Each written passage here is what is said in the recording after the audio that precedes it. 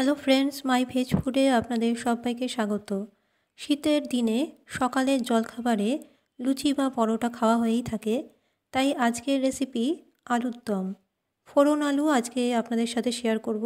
চলুন দেখা যাক আজকের রেসিপি। এখানে আছে হাফ চামচ ধনে, হাফ চামচ গোটা জিরে আর হাফ চামচ মৌরি।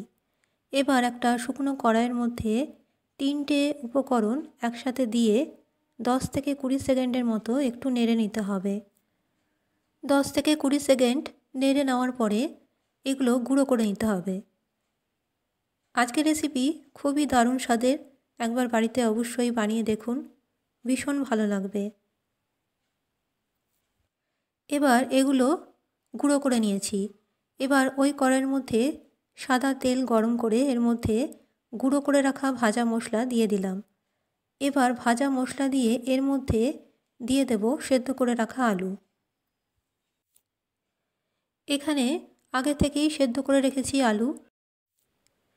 আলুগুলো এখানে দিয়ে দিলাম।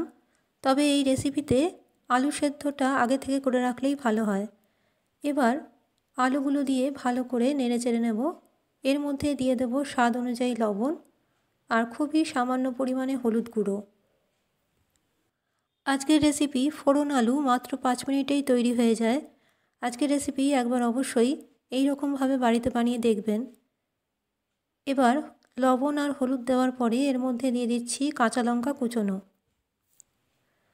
কাঁচা লঙ্কা দিয়ে ভালো করে নেড়ে চেড়ে এর মধ্যে দিয়ে দেব হাফ চামচের মতো জিরের গুঁড়ো। জিরের গুঁড়ো প্যাকেটে যে জিরের গুঁড়ো পাওয়া যায় সেই জিরের গুঁড়োই দিয়েছি। আর এখানে কাঁচা লঙ্কা দিলাম, আপনারাও কাঁচা লঙ্কা ব্যবহার করবেন। এখানে কিন্তু গুঁড়ো লঙ্কার গুঁড়ো ব্যবহার করছি না। এবার জিরের গুঁড়ো দেওয়ার পরে আবারও 1 মিনিট ভালো করে নেড়ে নেব। এখানে বলে রাখি, আমার চ্যানেলের সব রেসিপি সম্পূর্ণ নিরামিষ। আমার ফেসবুক পেজ মাই ভেজ ফুড আপনারা অবশ্যই ফলো করুন। আজকের রেসিপি ভালো লাগলে অবশ্যই চ্যানেলটি সাবস্ক্রাইব করে রাখবেন এইরকম নিরামিষ রান্নার আপডেট পেতে। এবার 1 মিনিট ভালো মতো কষিয়ে নিয়ে এর মধ্যে দিয়ে দিলাম জল। জলটা এখানে 1 গ্লাস মতো দিয়েছি। জল দিয়ে ভালো করে নেড়ে চেড়ে এর মধ্যে দিয়ে দেবো 1 চামচ চিনি দিয়ে একটা ঢাকা দিয়ে ঢেকে রাখবো প্রায় 2 মিনিটের মতো। এই সময় গ্যাসের ফ্লেম মিডিয়ামে আছে। তবে এখানে লবণ, চিনি আর লঙ্কা বা ঝালের পরিমাণটা আপনাদের আন্দাজ মতো নেবেন। এবার ঢাকা দিয়ে ঢেকে রাখলাম 2 মিনিটের মতো। 2 মিনিট পর ঢাকাটা সরাচ্ছি। দেখুন আলুগুলো তো আগে থেকেই সেদ্ধ ছিল আর ভালো মতো আরও সেদ্ধ হয়ে গেছে। এবার এর ওপর থেকে ছড়িয়ে দিতে হবে বেশ কিছুটা পরিমাণে কাসুরি মেথি। কাসুরি মেথি এখানে কাঁচাটাই ব্যবহার করছি। কাসুরি মেথি দেওয়ার পরে এর মধ্যে দিয়ে দেবো আরও কিছুটা পরিমাণে ধনেপাতা কুচি। এবার ভালো মতো নেড়ে চেড়ে একটা ঢাকা দিয়ে ঢেকে রাখছি গ্যাসের ফ্লেম অফ করে 1 মিনিটের জন্য। আজকের রেসিপি ফোড়ন আলু কেমন লাগলো অবশ্যই কমেন্ট করে জানাবেন আর খেয়ে দেখবেন লুচি বা পরোটার সাথে।